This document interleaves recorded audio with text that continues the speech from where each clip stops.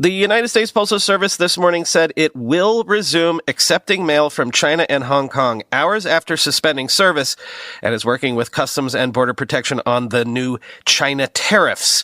I told you on Monday that if the tariffs against China held up, this was potentially a huge issue for the likes of Shein, Temu, and AliExpress.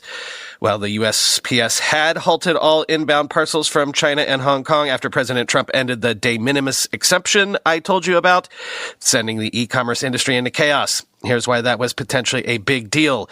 Quoting the Financial Times, the US Postal Service gave no reason for its decision to suspend packages temporarily, which would also cover Hong Kong, saying only that it would still accept flat parcels and letters. Customs agents now have to check and clear packages mailed from China following Trump's decision to scrap the de minimis rules, exempting shipments under $800 from duties.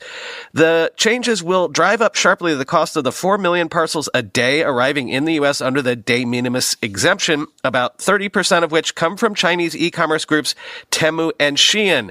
With flights disrupted, the new tariffs threaten to hit China's burgeoning international e-commerce trade at a moment when Beijing is relying on exports to offset weak demand in its domestic economy, end quote. And quoting Wired, Daniel, the owner of a trucking company based in Alberta, Canada, who asked to only use his first name for privacy reasons, tells Wired that 2 of his company's trucks were turned away at the U.S. border in New York and Montana today because they contained packages originally from China. After speaking with a U.S. Customs and Border Protection agent in Montana, the company was able to get a 3rd truck into Washington state by removing all packages from China, Daniel says. Known as de minimis, the rule waives import duties for small packages valued at less than $800 shipped into the U.S. Originally intended to exempt personal gifts and other items that Americans send home from trips abroad, it has since allowed foreign businesses to more easily sell goods to U.S. consumers without needing to worry about paying import taxes.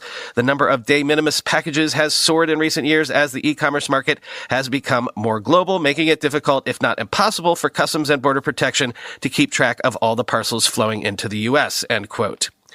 Yeah, here's the other thing. Even if you were like, well, who cares? I could live without Temu and Shein.